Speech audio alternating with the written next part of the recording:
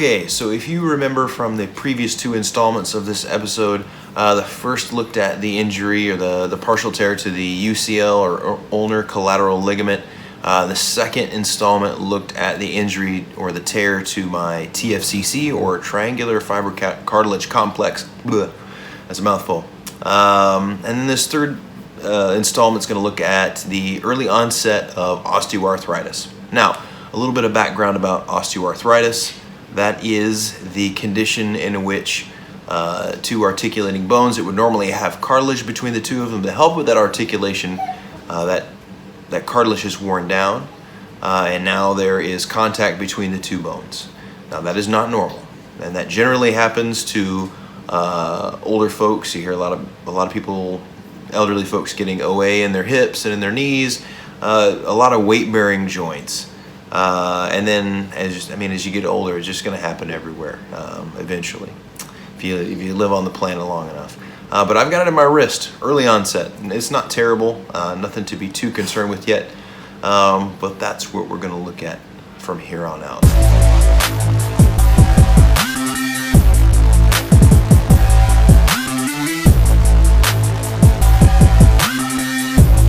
In terms of rehab for osteoarthritis, it's really kind of similar to some of the things that we were doing. So we don't have any snippets of heavy metal music while I'm doing passive range of motion or light activity, and we don't have any stretchy bands or anything like that. Basically, you're looking to move, and you're looking to move in kind of in an unweighted or decreased load, kind of like rehabbing a tendon almost. But you need to keep that movement. In physical therapy, we have a saying that motion is lotion, and if you're not going to use it, you will definitely lose it, and that is in reference to your range of motion and mobility. So the best thing for it is movement. So that's what I continue to do, and so in treating the other two portions of my injury, I was also kind of killing three birds with one or two stones, I don't know. I was kind of taking care of that osteoarthritis on the side without really having to address it head on. So ultimately, I kind of have reached the end of my rehabilitation in terms of doing it every day, 2 or 3 times a day. I'm still going to try to do it daily as I can. But more than anything, right now I'm looking to do more functional movement, more functional activity. And in terms of what I'm trying to get back to, which was disc golf and playing regularly, the most functional activity I could do is play disc golf. So that's exactly what I did. It took a couple of days to go out. The first day, just really throwing some up shots, a lot of mid-ranges, a lot of putters. The second day I went out and was throwing some fairway drives because those up shots had to have felt good or have been pretty painless, and they were completely painless. I didn't have any residual pain or any swelling or anything like that afterwards. So I felt like on the second day I could get into some fairway drivers. I really stayed in that 8 or 9 speed. I know that I really don't believe in a lot of those numbers aside from the speed, so I just tried to stay on a lower speed. I mean, that's really all my noodle arm can handle anyway. So up next, you'll see some snippets of the 2 days that I took to film and go out and play. So enjoy those.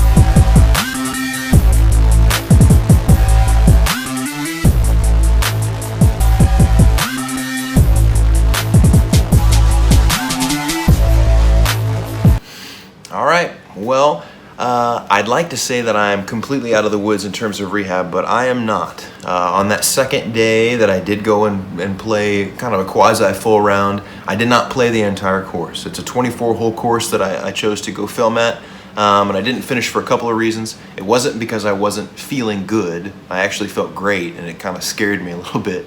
The main reason was that my 3-year-old was promised he could play at the playground that was nearby. It was getting late and we needed to get that done, so we went and did that. Also, I just didn't want to push it, you know? I was my first time going out, and I'd played quite a bit of the course, and I was kind of, to be honest with you, I was kind of afraid to overdo it. So, trying to be conservative, I just kind of called it quits. So the next step in the rehab process was to go out and play a full round. And then after that, if that's feeling okay, try to get back to the frequency at which I was playing prior to my injury. And then hopefully never have to deal with this ever again. So I really hope that this series, or this little 3-installment episode, has been helpful to you. I hope it's been educational. You don't have to have had the same injury that I did in order to gain any kind of benefit from this. I mean, we talked about tendon injury, we talked about cartilage injury, we talked about how to load, we showed some exercises that you could do, gave some examples of some things that you could do if you have a wrist injury, and for the various tissue types. And ultimately we talked about function. In every episode we talked about functional movement. That's what we're looking to get back to.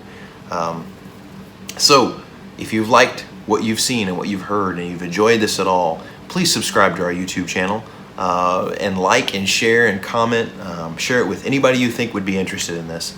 Also follow us on our various social media platforms. We're on Facebook, we're on Instagram, we're working on getting on Twitter. We're having a little bit of technical difficulty with that, but I'll get that resolved soon enough. We're also looking at doing a subscriber giveaway soon. So I'm not entirely sure what the giveaway will be, but it will be subscription based. So if you're subscribed to us, and more than likely if you are following us on Facebook or Instagram, something like that, that will qualify you for that. I'll give more details as soon as we're closer to doing that. So again, it's been a pleasure being with you for this little journey here. My name is Andy Finley. Stay excellent.